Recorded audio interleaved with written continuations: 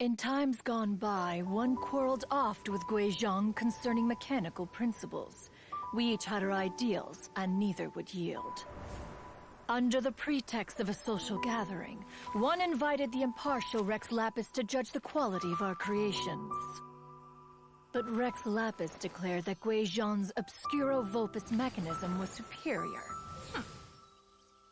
Though one was too proud to acknowledge it, in one's heart, one knew that Guizhong was indeed the superior talent in the mechanical arts. As for the story between Guizhong and Streetward Rambler, that begins with a certain bell. In Guizhong's opinion, while mechanisms were no substitute for human composers, they were yet capable of producing simple but fine melodies. But Streetward Rambler believed music to be an expression of the soul, an emotional enterprise that could never hope to be replicated by machinery. They argued endlessly, until one asked Rex Lapis to intercede. He confiscated the bell and designated it for ceremonial use. Thereafter, one would often find them convening in the mountains, discussing music, mechanics, and all the affairs of the mortal world. But these good times were not to last. War broke out between the gods, and soon engulfed the Guili Plains. Guizhong was overpowered by the enemy, and fell in battle.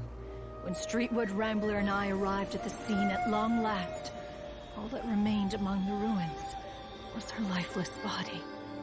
After this, at Streetward Rambler's request, Rex Lapis granted her the cleansing bell for safekeeping. To honor our friend's memory, one made a few finishing touches to her ballistic device. Many lantern rites have passed since then. Many greetings and goodbyes. Upon what do you gaze? The Guili Plains? No. It's everything.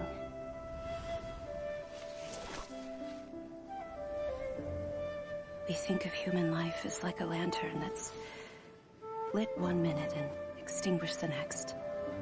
But are we Adepti so different? Perhaps as dust settles after a storm, we too must one day return to the world below.